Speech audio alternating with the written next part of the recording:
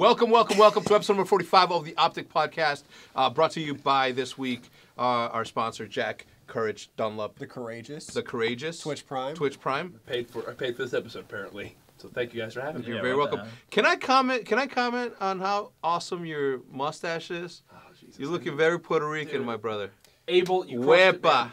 Absolutely crushed everything. You know, the fade's looking good, the beard trim's looking good, but we had a little bit of communication on this right here. Yo, look at that. Look, like can I say something? You go to Abel, so this is gonna be different. We'll get to the podcast just a little bit. Just my brother, Abel, kept on telling my brother, "Yo, let me paint your beard. Let me paint your beard." And my brother's like, "No, man, I'm good. No, man, I'm good." And then he kept on asking us, "Let me paint your beard." The way he paint, they do. You know what I'm talking about. I mean, they don't like sit there with a brush and it's like literally just a super fine brush, and they just for like the edges. Yeah. And then this huge squarey patch. Yeah. Then they take. Yeah. Then they brush it all up. Anyway, but I've never look. I have the worst beard in the world. I wish I could grow a beard like even like Jack. Yeah, same. What? Patchy beard. Is that a good thing or bad thing? I'm patchy Have beard. a patchy beard. No, me patchy beard boys right patchy, here. Patchy beard boys. Anyway, this week obviously we welcomed Jack into OpTic. I wanna ask like you, like I know what your experience was like when I finally told you, because I had a phone in your face, for you to finally when I invited you into OpTic and to join after like 2 years. Oh yeah, you did. We were in the basement. I thought you were talking about when you said I was coming to the SCUF house. Oh. That shit was different. Yeah. That you were like, yo, I talked to the guys. They said they're cool. Like they're cool with you coming on. And you were like, I think Bose already knew you. And I was like, yeah, I talked to Bose a few times. And I knew Pomage too, and he was joining at the same time. And he was like, all right, so they said they're cool with you moving in. And I was like, okay, cool. And then he was like, all right, I gotta go, but I'll hit you back with the details. I was like, all right. So I closed the phone and I was like, and I just like screamed alone in my apartment. That part was cool. Wait, what did you take? You texted me afterwards. Like, yo, I'm gonna take my girlfriend out to dinner. No, that was different. That was when you. Oh, for Intel. Yeah, that was for. Wait, Intel. had the sardine thing already happened by the time you joined OpTic? No. Oh, by the time I joined OpTic? Well, by the time you when that phone call said, yeah, you can move in, because it'd be weird if I just said, yo, I got this new guy that's gonna be moving in with you guys. Yeah, of course. God bless. No, we had already been broken up at that time. Yeah. But when the Intel thing happened, that's when you went. That's when she was like, she took me out. Do you remember the first time that you shot Intel for us? I forgot to book you. I thought you were coming in a day later. Yeah. And then you slept on my couch in my hotel room. Yeah. Because you were like one of the few people that would like come up and like talk to me. Because like I kind of kept my distance from like a lot of people. Just because I didn't want to be like annoying, but then you would come up and you like shake my hand, like, "What's up, man?" Like, "What's up, dude? Hey, what's up, Hector? What's up, man?" It was always nice with that. Yeah, right. Yeah. Come up and say He did hello. it to You're you friendly. too. Yeah. I did it to And Nick too. No. He had no idea who you were when you moved in. You didn't know who I was? I knew who you were. I remember the first time I ever saw you. I was in L.A. At the JW Marriott. How do you remember? I remember everything. It was in Nate Shot's hotel. I don't know is that what you were thinking of? Yeah, that's the JW Marriott. In Nate Shot's hotel, I was already on the Halo team, and he like just walked in and it's like, "Hey, what's up?" And then that was it. That's me. Yeah, you weren't like grinding like me and Jack were though, so it makes sense. Grinding what? You going to an event once a month? Yeah, that's literally what you were doing. Yeah, but scrimming every night. We were going to events once a month, and then we would continue doing that on Sunday. I'm sorry. I don't know. I'm sorry. I don't know. I don't know why I did that. I don't know. But you have an eyelash right here, and I haven't stopped looking at it.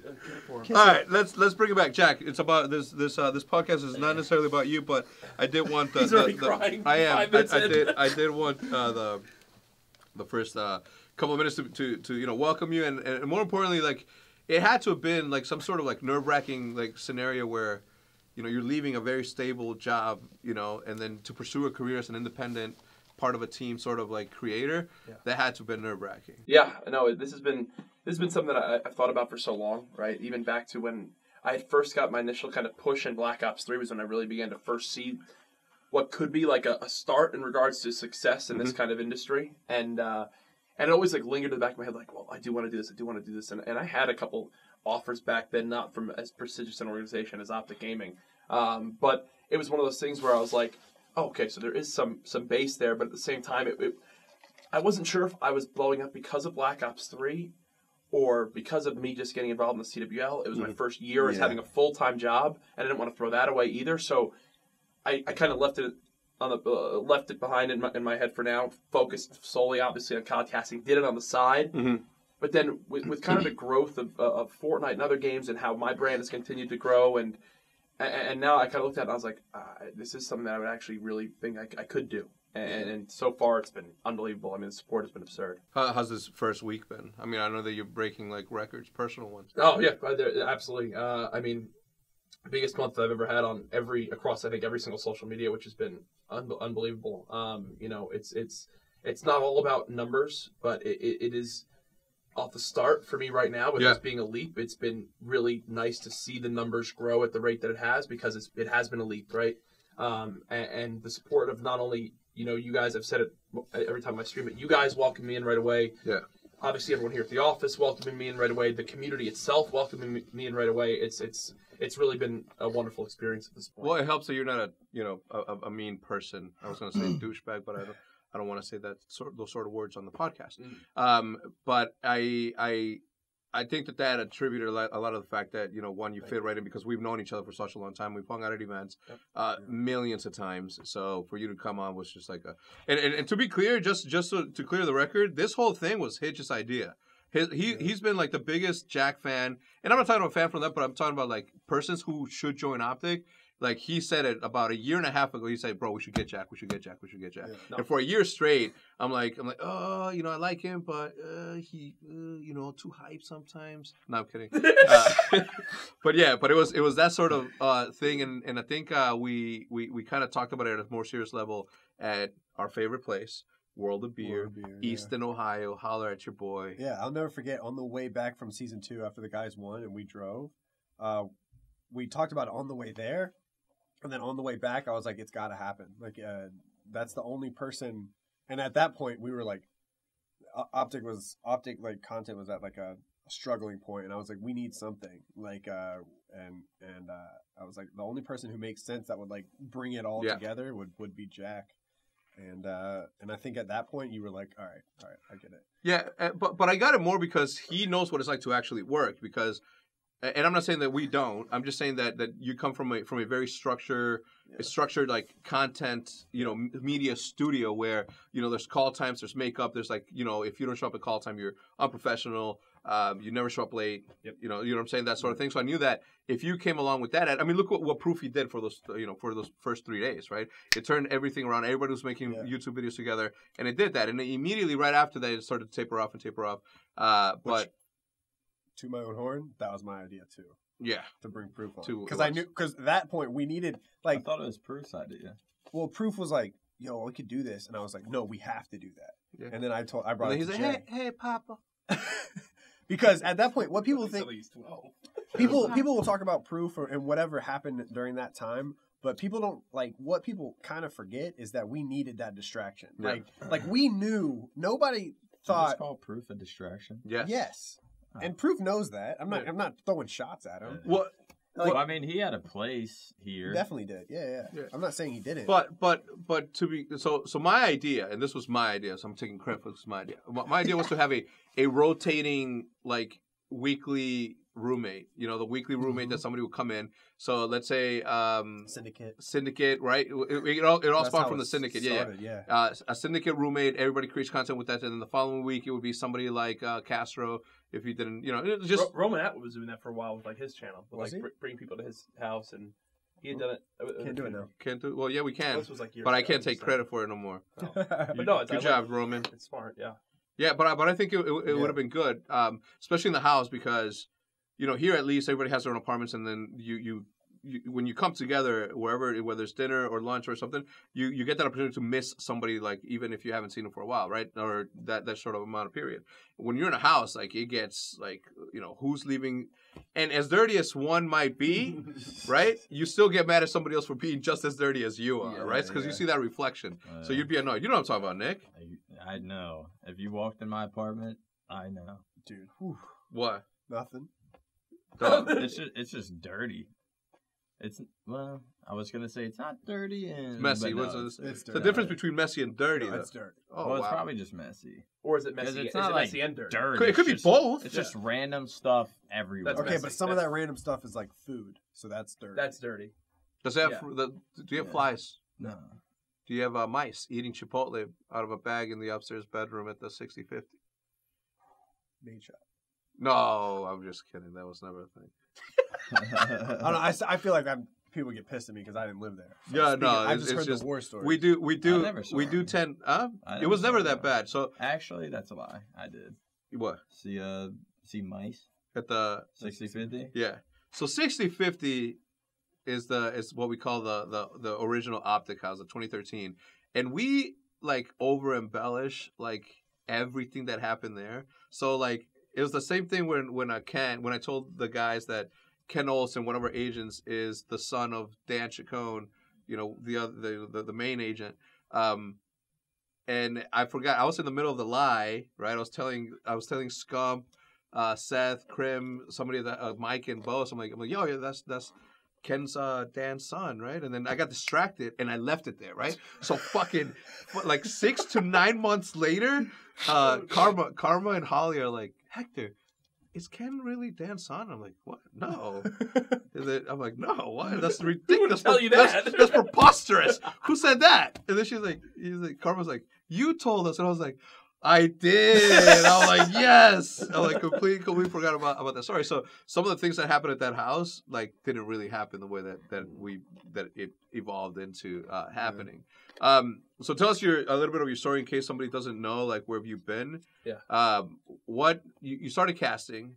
I want to go back to the beginning. I want to go beginning from beginning. Yes, please. I think the part it all started with StarCraft. Yes. take us to my favorite Jack. At this point in my life, I've been following MLG and give us a timeline. 2007 was when I first started competitive gaming. Was following Halo 2. I would play on a projector in my basement. Yeah. And I was never I've never still in my life I've ever been more excited for a video game.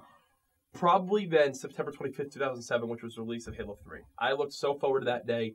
I remember my cousin got to stay home. So you saw him compete or something? I not only saw him compete. I was a fan, and still I'm a fan of Nick. Right, even after all this time. That's one very kind of big thing for me. I will openly say to all these people, like, I'm still a fan of these people to this day. Like, it still blows my mind that I'm sitting next to a couch with them, and we went to Starbucks together today. It's just been crazy. But yeah, it started with Halo 2, then really blossomed into Halo 3. Like, my first MLG event was MLG Providence 2009. At that point, I was biggest fan of Straight Rippin'. Sorry. It wasn't on that lineup. Went to the NJ Halos. First time I really met Flamesword. Like, Mike was at an NJ Halo. Him and Bravo were there. I was telling Bravo how much I loved his Triggers Down Halloween special. I don't know if you remember that. That they had done back in Bravo start as like a videographer. Sort of thing. Like, he started that. Yeah. That was like the first one. Yep. It was around like the LAN network days and stuff, and that was one of the things that like really made that whole thing special. So I was first with Halo, and then where I got my first kind of in, when everyone asked, like, how'd you first get to meet these people? When Halo was kind of starting to get taken over by StarCraft on the MLG Pro circuit, which was right around Reach, if I'm not mistaken. I think it was Reach when I went to MLG Providence 2011. My first one was MLG Meadows 2009. MLG Providence 2011 was my second one. At that event, the main card was StarCraft. And Call of Duty was there. It was Black Ops 1. The only name I remember seeing was Proofy on the back of his shirt on the featured station. I was like, I've heard of that name before. There was no COD casting out to the venue because it didn't have soundproof headsets. Wow. So when you were sitting in the crowd, it was just gun sounds. Yeah. And League of Legends was tightly packed in the back corner, and I just started playing the game 6 months prior. So I met freaking Rivington, and no one was there to see League, and I spoke to them for 60 minutes almost about things like biggest fanboy thing ever. Yeah. But when Halo started to get taken over, how old were you at the time? What was this? 2011. I was 16, 17. all the Halo pros would tweet out, anyone play StarCraft? Anyone play StarCraft? People like Nick, all these guys. And I was one of their only fans that, well, one was actually big enough fan to reply. You had one fan, and his name was Jack. It's like, damn. There really weren't like fans. No, yeah, they were. Halo was super lit. Every event we went to. Halo was super lit. You lit. didn't have fans. No, Halo Pistola, was super Roy, Lunchbox. I don't think Hitch knows this, but I said it on my stream the other day. I paid APG 1,600 Microsoft points to be on his friends list. That's how big. I did that. You want to know something? I've never done that. I did that to midnight. Really? Midnight. 2013, I did it to midnight. Yeah, I did it. Did you? And you wait, 2011. 2011. That's why I've always loved APGs, because APG was the only pro that never removed me. Midnight removed me like next month. I still give her shit for it. Ash the Savage. I love it. APG never removed me, which I like. It's one of those small things I like never forget, right? But they would all tweet about playing StarCraft. I would reply saying like, yeah, I'd played 6 months prior. I was already I'd already gone from my bronze to diamond kind of growth, and wound up playing with all these guys: Ace, MaNiac, Flamesword, and one of them was Puckett. And Puckett I kept as friends with for the next few years. And then he offered me a video internship at MLG, and then boom, that was it. Enable played a little bit. Oh no! Cleat did, Salt, everyone did. That's crazy. And I remember little things like playing twos, like Ace. He would always roach rush with Zerg. I remember the little things. I don't know how you remember that. Because I was your guy's biggest fan. You need to realize that. That's where I learned that the number one way to begin to meet these people and get to know them, even now with all the new people, is carry us in StarCraft. Well, but it's just you have to treat people normally. You have to. You can't. Exactly. I mean, you guys all know that. You can't. Well, yes. Don't. Okay. Don't give people the. Don't. What is it? Don't meet your heroes, or never meet your heroes. Yeah. You know what I'm saying? I agree 100%. But I've always done a really good job of expressing how big of a fan I am. 100%. Well, that's what I mean. You can't go up and be like, well, you can, but if you want to truly begin to build a longer lasting relationship, you're telling me someone goes up to you like, oh my god, you're gonna. I've always said there's a very, very, very thin line of how you can do that, and you have to not fanboy too hard and not act too like it's not a big deal. Yes, exactly. Because if it's not a big deal, you're a douche, and if it's you're too fanboy, you're a fan. You know, and it's you have to make it known you respect them and know. I guess who they are or whatever. Yeah. But then you have to be a cool person. Yeah. Is this where I talk about how I'm texting riffraff, or do we just wait? No, let's move on to that. Wait, actually, no, finish. Yeah, finish. No, that was. Wait, so you met. that was no. I'm saying no, Puckett. At this time, where were you from originally? I don't even know. Northern New Jersey, so 8 miles from the George Washington Bridge. So that's how I was able to go into the MLG offices in New York City and intern. Got it. So I was an unpaid intern. I was losing money every month, doing what I love. But as we all know, a big way to start in esports is you got to work for sacrifice. Sacrifices, grind it, and putting out stuff that I want to be a COD commentator. How do I be a COD commentator? Yeah. You're not just going to spontaneously get a phone call. Hey, you want to be a COD commentator? You need to build a cast resume. over bots, over anything. Just show you have the voice and the personality for it. Yeah. And the way I got my start on Canberra was they did the ESR back then, which was the Daily Show. This was before Ben, Puckett, Ben, Matt, and Clint had joined, maybe Mr. X and Benson. So Puckett was the only talent, and I was just on the video team as an editor.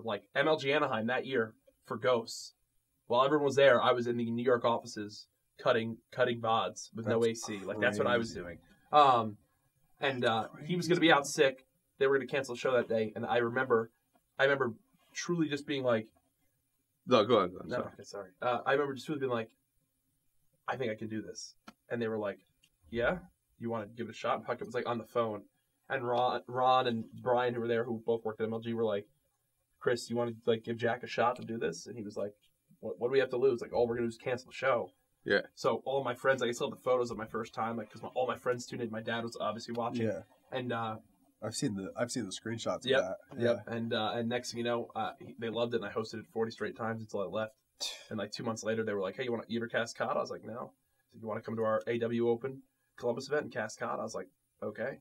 And that was the first time I ever casted. Was with all those guys. That was when we had a stacked talent lineup for that first event. Duffman was there. Yeah. Duffman. Whatever happened to that dude? He's ripped now, isn't he? He's Jack. He's riffraff.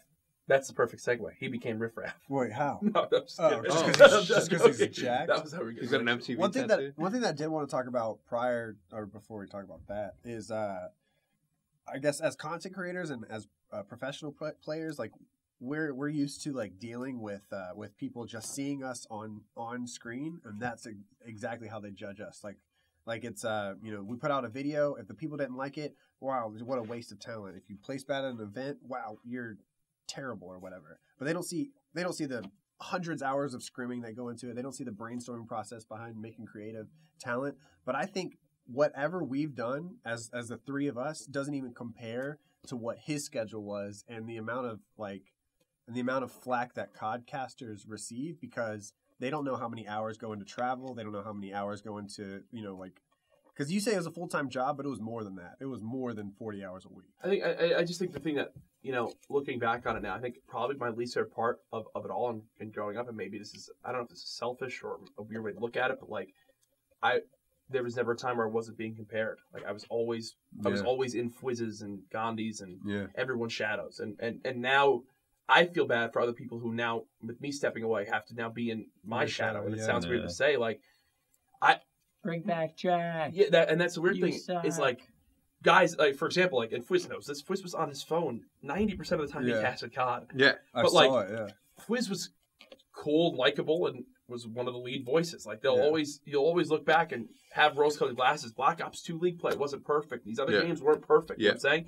But in COD, I think just the way it is, it's free upvotes and free likes, so just go and take the easy way of saying, I love those days. You didn't love those days, especially with how it changes every year. It's you want free likes, just say you liked an old COD. And people are going to agree with you. That's true. I mean, I guess it's similar in ways with Halo and stuff like that. It's like, I love the old days with this. Meanwhile, Halo 3 Online was like, I loved it, yes, but at the same time, it was terrible hit registration. It felt like you were shooting hit Online is the word. Yeah, but was Halo 3 not the heyday for a lot of people for competing? Yeah. And it's just because you look back with rose-colored glasses. If someone said they hated Halo 3, it's like, go jump. I do think, and this was, I do think that if you would have played Call of Duty 2, like if that's where you started playing, and you went through like a full year of Call of Duty 2, and then went a full year or full 15 minutes of Call of Duty 3, and then went back to Call of Duty 2 for another year, and then when Call of Duty 4 came out, I think that you would have a different perspective of how COD 4? Of Modern Warfare 2. Maybe it's possible. It was 100%. COD 4 that year is when everything I think changed for console gaming. I mean, I think was COD 4. It's the same year Halo 3 was out, right? Streaks. I think, but in regards to running, game, streaks. But if I'm not mistaken, I think was it both? Were they both 2007? The Halo 3 and COD 4. I think, right? Because MW3 was 2011, MW2 was 2009, so 2007. I think COD 4 and Halo 3, both came out that same year. Yeah, 2007 was Halo 2. I know for 100% fact, I will swear my life on it, September 25th, 2007 was the day Halo 3 was released. I've never been more confident in anything. Actually, Nick, you are so wrong that I think I'm a better Halo player. I'm just saying. My point was that Halo 2 was played at MLGs all through 2007. I'm saying the release of the game. I'm just saying it from a game in general, like for what console. I don't know if console gaming will ever beat that year for multiplayer for FPS the year that Halo 3 and COD 4 came out. Because you got to think at the same time, console was still new. Like for some, before that, especially Xbox Live, online searching. Exactly. Like before that, you just had like Xbox original and PS2 and anything prior to that, which is fun for like pastime, but not like I'm a basement nerd. I'm not going to leave here for 3 weeks. I'm just going to play Xbox, which is what people were turning into.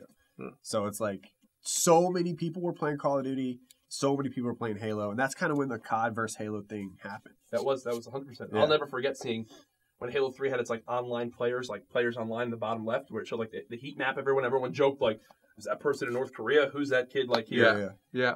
I'll never forget when it said like 1 million+ players online. And I was like, holy hell, this is ridiculous. I don't know if Halo's ever broken that peak again, like what that was. I don't. No way. Yeah, I don't see how. Let me ask you this, and this is as a fresh pair of eyes coming into OpTic, and then seeing obviously from a content as a content creator. Yeah. Do you think that that it should be allowed for people like you, casters who belong in a certain game? Do you think that they should be allowed to play different games, professional players? There was a couple of years ago, I think League of Legends, prohibited their professional players from playing something like Dota or playing something outside of their realm and streaming it. Do you remember those? I remember there being some drama about it. I think a lot of it came in when the challenger players in League of Legends, if I'm not mistaken, were so high ranked that when they would search for a game, it would take like 15 minutes to find a match. Yeah. So they would open up Hearthstone and begin playing like Blizzard IP type games or whatever. Yeah. And I think that there was like a ruling for like against it, and then huge backlash, and then they like went back on it or whatever. Yeah. Well, let me ask you: do you think it damages the thing? Because seeing it from my perspective, the way that I built OpTic, essentially, the way that I kind of pushed Minecraft on top of like Nate Shot and Will and Scumpy and Merc. I knew what I was doing. At that for me, it's always been about transcendence, right? It's at first it was we were a professional Call of Duty team in Call of Duty 2. Yep. Jay leaves for whatever reason during Call of Duty 4, and then I tell my brother tells me, he's like, yo, we should get a capture card and we should make videos like Grizz. And then I'm like, yeah, we should. And, we started doing that. So for us, it was transcending, this very small niche that was competitive Call of Duty and then becoming, personalities or YouTubers in Call of Duty 4. And I'm like, all right, how do we set ourselves away from that? And I'm like, let's start a sniping only team, right? First of its kind. Come see me, please. The first of its kind of that. At that point, you could not decline. If you were an OpTic, you cannot decline a 1v1 from Johnny Rando. Yeah. It did not matter. You do not decline a 1v1. Period. Period. Right? This was a thing? Yeah. That's dope. Yeah, and those 7, it was like in Shipment there was a thing called the Rules of the Cross. In Shipment you can get into a spawn mode where you can shoot people off the spawn. So I came up with the Rules of the Cross, which means after you kill somebody, you have to get out of the cross, the middle cross, to the shipments to continue gameplay. If you get a kill within the cross, it doesn't count. And then I made up a fucking massive amount of rules regarding that. But I knew that for OpTic to get to the next level, once we left, because OpTic, if I'm not mistaken, OpTic built popularity within the game, right? Yeah. Prior to you guys even doing videos. Correct. That shit's crazy. It was just one of those things where you saw those people. I mean, I think a lot of it too was. I remember like my first instance of it was like Halo 2 clans and like people that were in those big clans. Like, you would know, dude. Remember, you would see like the hierarchy and how they got recruited and stuff. And for a young me who was young and impressionable, right? Cool. I would see something that was like, wait, so you were recruited by, this guy in this, and he's like the third highest up to like this. So he's like crazy. And I will never forget. And it sounds nerdy as fuck to say, but now being where I am and looking back on it, I almost get almost makes my hair stand up and like I get chills. But I'll never forget like going to like, for example, MaNiac's profile or someone's profile in like the Halo days and clicking view friends and being like, all his friends. Oh my God, bro. Yeah. Same. Oh my God. Is that T2? Is that Neighbor? Oh my God. You slaw? YH Slaw? That's Walshy, bro. Yeah. I'll never forget that. And like that was those days because it was like you would go to the friends list and be like, dude, oh my God, OpTic. You'd be like, this guy's legit. Dude, like, there's no way that's fake. It's like if they're not in my friends list, they're not an OpTic. Period. That shit's crazy. Because OpTic had their own Xbox Live account, and for a little bit, in order to see the OpTic roster, you could only see it through that one Xbox, and it never went online, never played anything. Yeah. But you could add it, or you could like send in a request, and then you could see its friends list, and it was just everybody in OpTic, and I would just be like, what the fuck? Yeah. I set the standards. What happened to all of those people? I mean, who do you want to start? So the first 7, in OpTic was me, my brother, Corrosive, Sulfuric, Psychosis. No, Psychosis was the last one to join. D-Treats. No, wait. I had it. It's so I don't even remember the names, but it was definitely the first 3 was my brother, me, my brother, and Corrosive. Those were the first 3, and then from there we built everything else up. And then when we recruited Hutch before we recruited D-Treats, and Hutch was the one that said, like, "Yo, you should pick him. He's the best. You should pick him. You should pick him." And we did. But anyway, so back to the point where. Do you think it should be allowed? I think it should, because it wasn't until we went back to competitive Call of Duty that we transcended what we had become in as far as like a sniping clan in popularity, and then we're helping build this Call of Duty esports thing. But it wasn't until I don't remember the dude doesn't work at Activision anymore, but I remember talking to him and telling him, was like, yo, you guys got to do this you guys can't ruin sniping like this. And I was saying, he's like, you can't tell Activision what to do. Obviously, he's like, you guys would be nothing if it wasn't for Call of Duty. And I'm like, and I was just like, the fuck are you talking about, my man? It's like, it's like, all right, cool. We were drinking, so let's banter.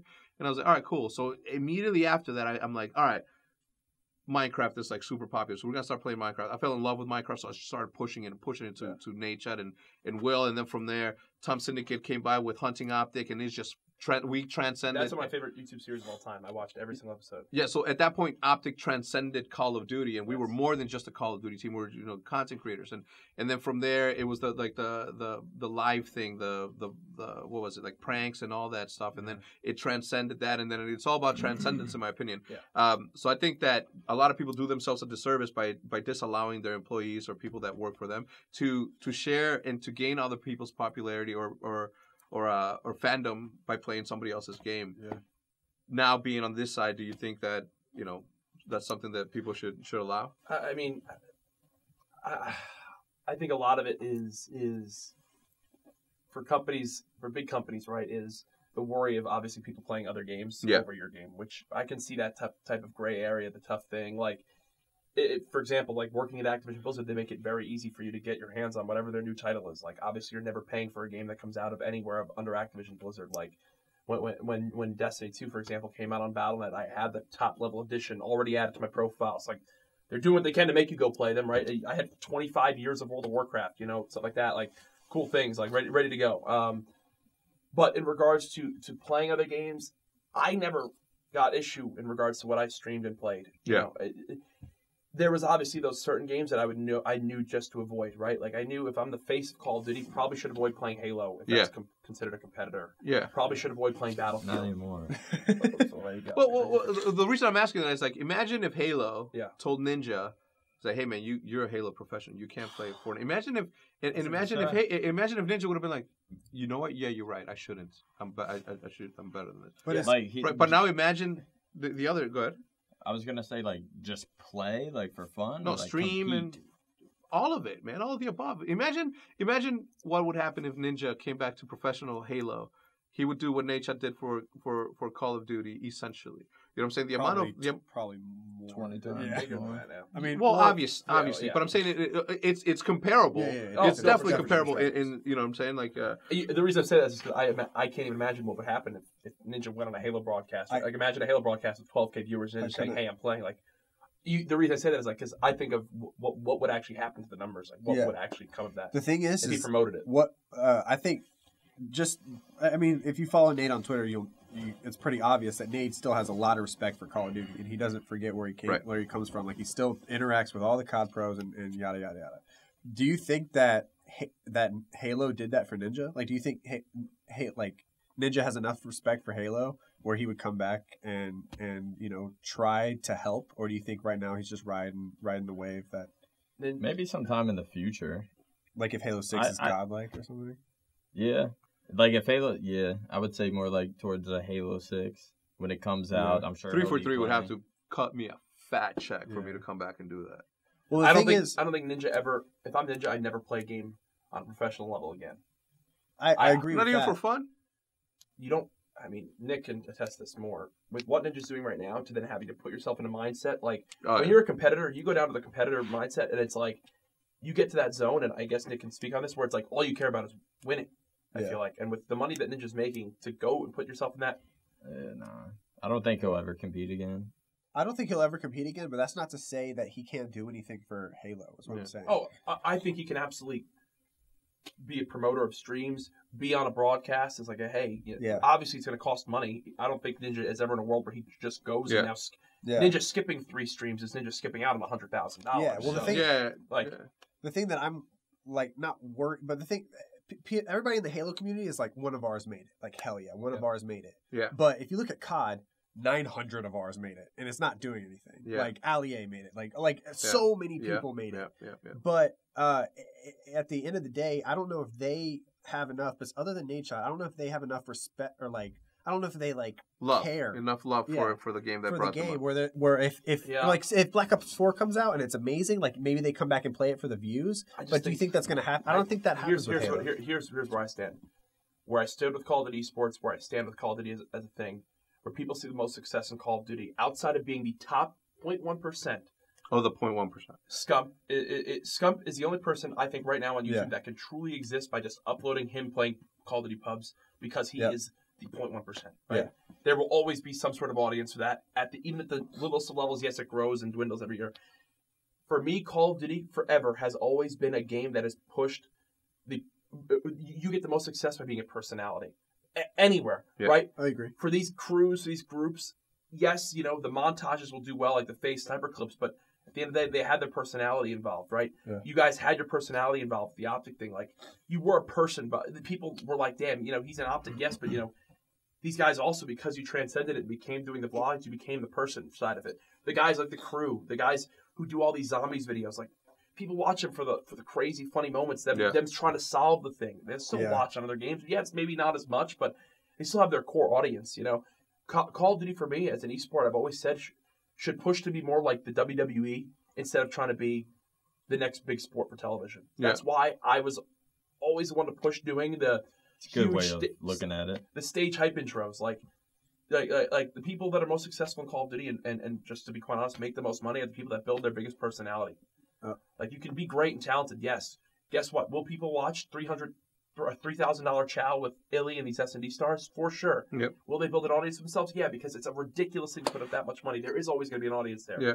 But the reason why Nick Merckx built even more than all of them for playing less chows than anything is because he had his webcam on, was a person, was someone that you wanted to watch. He's super funny, though. Yes. That helps. Super funny. A personality, though. Like, you wanted to watch Nick in and out of the game. Yeah. Yeah. People wouldn't just all tune out and turn off Nick's stream when his chow was over, like when other people's chows are over. I don't understand that, though. Like, the webcam thing has always been, like, the key, right? It has always been the key, the connection. Yeah. Right, the connection that you develop in order to be that. And look, I've been doing this thing since 2007.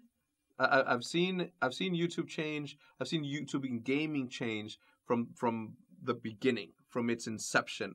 And I gotta tell you, when I see somebody like Ninja get as successful as he did, like, it makes me super happy because I've seen that sort of level of success happen to fucking assholes, right? And people who are just, like, not the same person that they are there. Yeah. So I'm like, when something like that happens to somebody like him who is as positive as he is in real person, and I'll tell you this, I think it was like a year and a half ago or 2 years, let's say 2 years ago, he met my sister at my baby sister, my younger sister.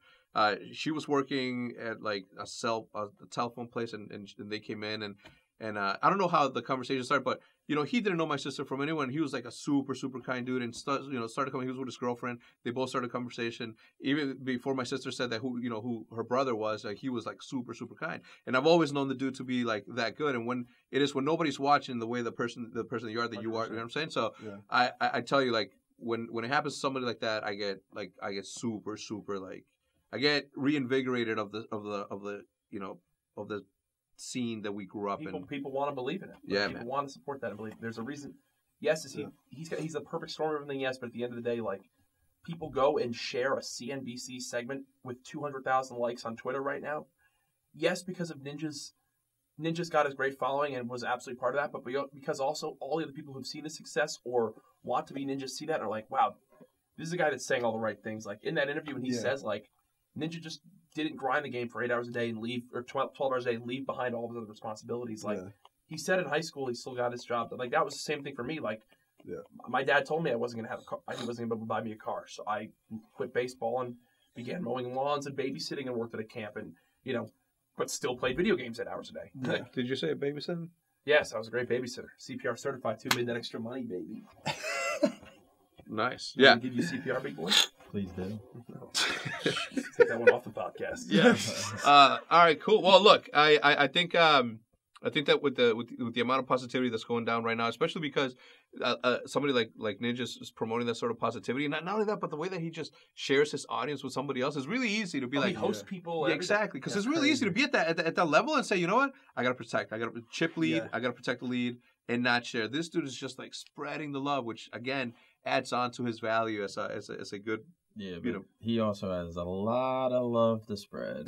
Yeah, he does. He don't care about nothing right now. No, he doesn't. He knows he's in a fantastic spot. What's crazy for me is his influence is so big right now in Fortnite that when Ninja Hits stop streaming, I see an influx in my stream of about 30 to 40% viewers. Yeah. When he hits stop stream. I think, and thank you, Ninja, but I think a big part of the growth that I've now seen in Fortnite, yes, I knew I was going to see growth with this, but especially in Fortnite, is due to Ninja's amount of viewers that he has on the platform. I can agree. And there's other streamers still with 20,000 viewers when he's online. Yeah. But like Ninja has brought that many new eyes on. Yeah. That it's crazy. And sorry to cut you off. But. No. I think Ninja. I feel like we're just blowing smoke up his ass. He's a cool guy, but I feel like he was the perfect person to become the face of Twitch because for a long time it was a running between like 4 people. It was like Doc, Ninja, Summit, Shroud, Lyric. And it's Lyric doesn't have a webcam. Summit and Shroud are kind of like they're really good at their games, but they're not like this hyper nerd. You know what I mean? It's just kind of like the regular. I'm really good at a video game person. That's why people watch them. I think any of them could have been. And then Doc is like a character. So I think it's perfect that we have an organic like hyper ass nerd playing this kid game that is the face of Twitch. I think it's perfect, and I think it bring the people that are brought into Twitch because of Ninja. They're not comparing anybody else to Ninja because Ninja is a gamer. Like he is the stereotypical gamer. I think to put it simply, Ninja is what everyone thinks of when they think of what Twitch could be. Exactly. You tune into his stream, he's got blue hair right now. Yeah. He's in his basement. Like seriously, like he's playing video games, having fun with his friends doing it. Exactly. Interacting with chat, having crazy reactions still to when people donate and do things to him, which is a part of Twitch. Yeah. There's a reason why Mr. Beast makes videos on it, because people want to see those crazy reactions. Yeah. And then he's, again, the top 0.1%. Like, it's crazy. I could talk about it all day, because I do not think there's ever been an entity that's blown up this much in video game history on the internet. Yeah. Right now, what he has done, I don't think anyone has ever done before. Well, no, of course not. But and there is going to be the time when somebody else comes into every year since yeah, 100%, 1,000%. I don't know. Every year, bro. Listen to me. Every single year since 2007, I said, I wonder who YouTube is going to pick this year to be like that big, right? And then you went from your X Jaws, your White Boy 7 Streets, to your T Martins the following year, to blowing up to your T Martin Alliés, and then the following year was the Woody's Gamer Tags and all that, and from there the syndicates, and just like people every single year somebody blows up, and there's that one graphic where there's like two graphics of two guys digging mine shafts, and one giving up, walking away when he's this close away from hitting the diamonds essentially. So I 1,000% I think that it might happen again. We will see something like that happening, especially because of all the exposure that he's brought onto the platform. There's always and I'm stealing this from Woody's Gamer Tag from a conversation we had in 2010 maybe, that he said that if there ever is a guy that has an amazing KD and is a comedian, he would murder it on YouTube because again, it's the personality. Huh? Scum. Yeah. Well. Yeah, Scump's like. Well, it's funny to listen to Seth like when he records, like after being at the OpTic House and spending some time with him, like hearing him record with his room, like it's tough to do what Seth does in regards to playing that in game. Like it actually is a challenging thing. Like he's trying to be witty, always keeping up conversation while also putting up the numbers he does. Right, like that again is that 0.1% side. Yeah, I think Seth is someone that obviously could see. And already has seen a ton of success, but we always joke about Seth. Like Seth hates making money. Yeah, it seems like Seth hates making money, and it's weird to bring up, but he's someone that I know that if it's like the man just needs a coach or something. Yeah. And if he just put those couple little pieces in, like it's right now it's wanting to be that perfect storm. Yeah. If you just put those couple pieces in. I've been trying to put those couple pieces in. I know you have. And I know I'm preaching the choir. I know I'm preaching the choir. Yeah. You know better than anybody. With this. I've always said that about him, too. He's like, obviously on a lesser scale, but I feel like if Nick... He knew you were talking about him. Just do that, man. You know what I would... If I was Nick... knows it, too, though. Yeah, if I was Nick... he's silent. If I was Nick, when he did the speech, heard around the world... I would have been on Twitch every single day after that and uploading and I wouldn't have stopped, man. Do you think that there's that launch day that I had, Hitch knows, I planned out every waking minute of that day. Yeah. There's a reason why the second vision was over. I was clicking start streaming with a host already from OpTic Gaming. Yeah. My 4 tweets were scheduled and planned out 4 days in advance because I knew that I needed to I needed to crush that. Yeah. I'm not going to join OpTic Gaming and not every day for my life. Like it doesn't happen once every 3 months. Yeah. It happens once in your life. Yeah. I'm making the most of it. Like we have the best job ever. I said we were texting about it. Like at the end of the day, this is what we are paid to do. The best thing I can do is do it the best way I know. Yeah. And so far the resources that I've been given from the OpTic side have been unbelievable, and I can't let that pass me by. I always say every person that joins OpTic, and this, I mean, I don't have to tell you because you get it. I told them, I'm like, look, it may seem that you made it, right? Your goal has always been to join OpTic or join FaZe or join a certain anything, right?